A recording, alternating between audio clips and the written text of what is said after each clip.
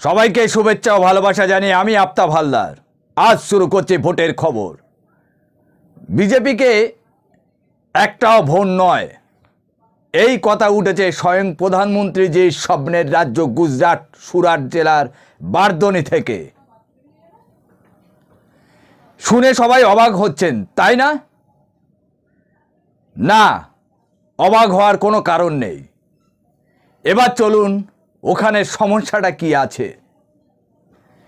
বিজেপির কেন্দ্রীয় মন্ত্রী তথা বিজেপির লোকসভার প্রার্থী পুরুষোত্তম রূপালা এক নির্বাচনী প্রচারে গিয়ে রাজপুত ও ক্ষত্রিয়দের নিয়ে এক বিতর্ক বক্তব্য করে বসেন।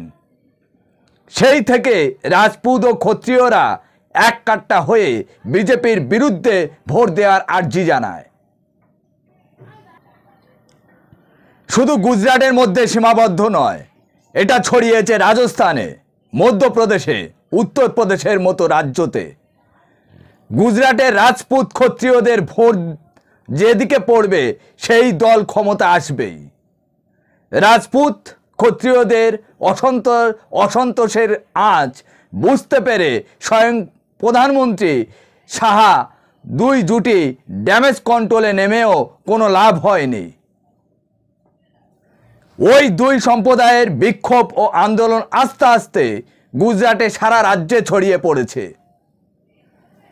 রাজপুত ক্ষত্রিয়ের দুই সম্প্রদায় রীতিমতো গেরুয়া শিবিরের বিরুদ্ধে বিদ্রোহ ঘোষণা করেছে, যাতে বিজেপির প্রার্থীদের একটাও ভোট না পড়ে। প্রথমে বিক্ষোভ আন্দোলন শুরু হয় গুজরাটে বারদনি থেকে।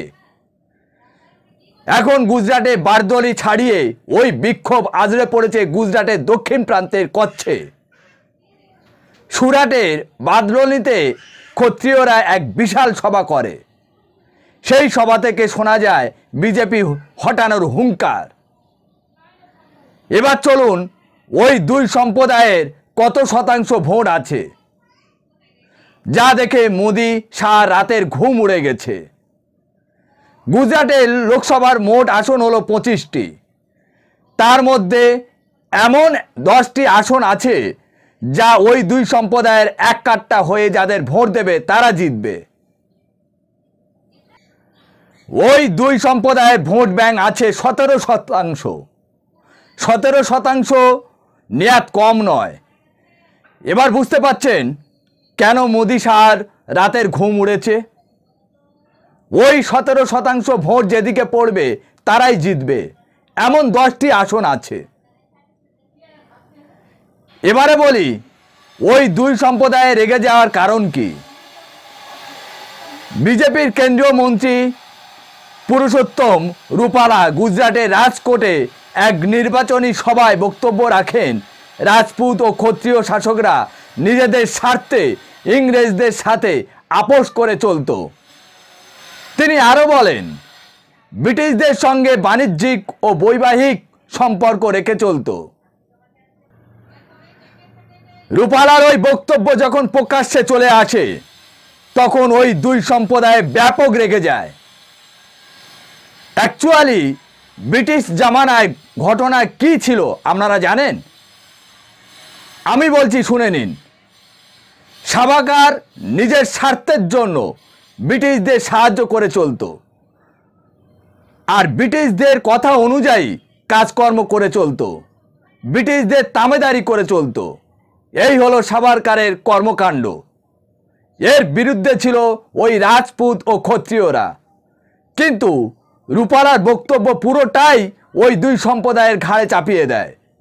সেই কারণে ওই দুই সম্প্রদায় গেরুয়া শিবিরের প্রতি এত রাগ। ঠিক এই কারণে গেরুয়া শিবিরের বিরুদ্ধে এক কাট্টা হয়েছে ওই দুই সম্প্রদায়। রাজপুত সংকলন সমিতির মুখপাত্র করণ সিং চাবদা হুঁশিয়ারি দিয়েছেন, কোনোভাবে বিজেপিকে জিততে দেওয়া যাবে না। তাদের বক্তব্য, আমাদের মর্যাদায় কেউ যদি আঘাত দেয় তাদেরকে রেয়াত করা হবে না। আগামী 7ই মে সকাল সকাল নিজেদের বুথে গিয়ে বিজেপির বিরুদ্ধে ভোট দেওয়ার শপথ নিয়েছেন ওই সভা মঞ্চ থেকে। প্রথমে বিক্ষোভ শুরু হয়েছিল গুজরাটে সুরাট থেকে, সেটা আস্তে আস্তে গুজরাটে ভারচু, ভালসাদ, নবসারি, কচ্ছে বিভিন্ন জেলায় ছড়িয়ে পড়েছে। তাদের অস্ত্র হচ্ছে ভোট। তারা ভোট দিয়ে বুঝিয়ে দিতে চায় বিজেপি সরকার তাদের প্রতি কতটা অবিচার করেছে। তাদের বক্তব্য হলো এটা হচ্ছে তাদের মর্যাদা রক্ষার লড়াই। এই বিষয়ে যদি কারোর কোনো মতামত থাকে তাহলে কমেন্ট করে জানাবেন আমাদেরকে। আমাদের আরেকটা বেড়ানোর চ্যানেল আছে, ছুটিতে যাই চ্যানেল, প্রতিদিন সকাল দেখতে পাবেন, আর বেঙ্গল নিউজ প্রতিদিন সন্ধ্যায় দেখতে পাবেন। আমাদের অনুষ্ঠান কেমন হচ্ছে কমেন্ট করে জানান। আজ এখানে শেষ করছি। সবাই ভালো থাকবেন, সুস্থ থাকবেন, আর আমাদের পাশে থাকবেন। Tata, bye bye.